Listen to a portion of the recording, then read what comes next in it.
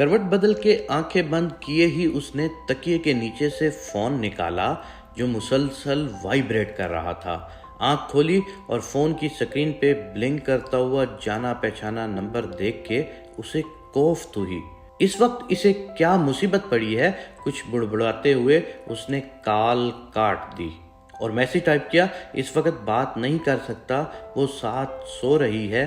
Message send کر کے وہ جواب کا انتظار کرنے لگا۔ فون کی سکرین لائٹ جو آف ہو گئی تھی، میسیج رپلائی آنے پر آن ہوئی۔ اس نے جلدی سے میسیج دیکھا اور ساتھ ہی اپنے بستر سے اٹھ بیٹھا بنا کوئی آواز کیے۔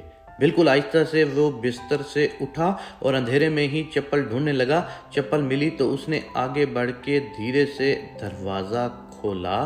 باہر کی لائٹ آن تھی۔ دروازہ کھلنے سے کمرے میں ہلکی سی روشنی ہوئی۔ اس نے پیچھے مڑ کے دیکھا کہ کہیں وہ جاگ نہ گئی ہو، پر جب بستر پر نظر پڑی تو بستر خالی تھا۔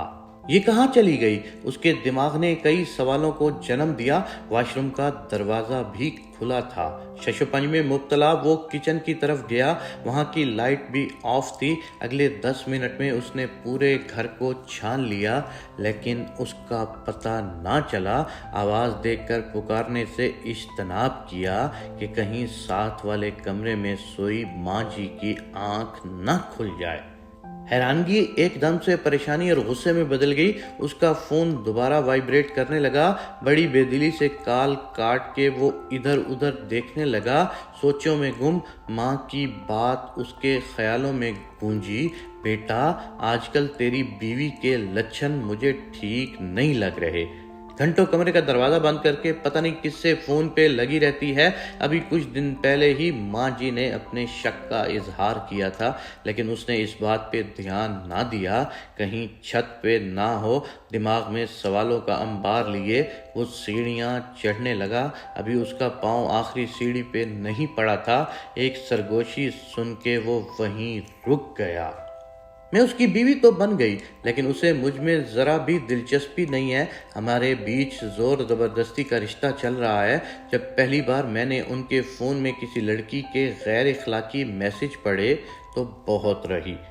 دل کیا کہ انہیں کہوں پر ڈر گئی کہ کہیں غصے میں آ کے طلاق ہی نہ دے دیں۔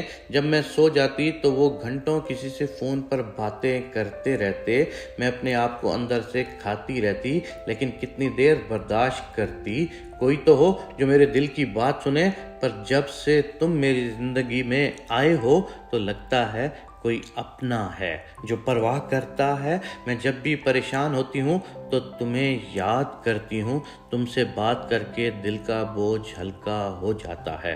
وہ اگر اپنے دل کی باتیں کسی اور سے کرتے ہیں تو میرے دل کی باتیں سننے کے لیے میرے پاس تم ہو۔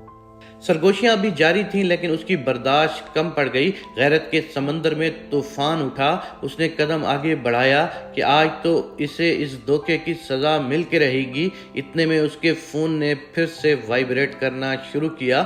سارے جذبات ایک دم ٹھنڈے پڑ گئے۔ ایک پل کے لیے جیسے سب کچھ رک گیا ہو، جیسے کسی نے اس کی زبان جکڑ لی ہو۔ پاؤں آگے نہ بڑھ پائے۔ وہ کسی شکست خوردہ انسان کی طرح واپس سیڑھیاں اترنے لگا۔ سرگوشیاں اب بھی کانوں میں پڑتی رہیں جو کلیجہ چھلنی کر رہی تھیں۔ اپنا فون پاور آف کر کے وہ بستر پر لیٹ گیا۔ آج تو آرام دہ بستر پر بھی کانٹے چبھ رہے تھے۔ جس گناہ کا مرتکب وہ خود تھا، کیسے کسی اور کو اسی گناہ کی سزا دیتا؟ اگر کوئی سزاوار تھا تو وہ خود ہی تھا۔ کبھی کبھی ہم اس بات سے انجان ہوتے ہیں کہ ہماری کی ہوئی چھوٹی سی ایک غلطی کیسے بھیانک طوفان کا پیش خیمہ بنتی ہے۔ دوستو، میری اس ویڈیو میں سیکھنے کے لیے بہت کچھ ہے۔ اگر جو سمجھ گیا تو وہ پا گیا، اگر نہ سمجھا تو پھر غیرت تو اس کی جاگے گی نا۔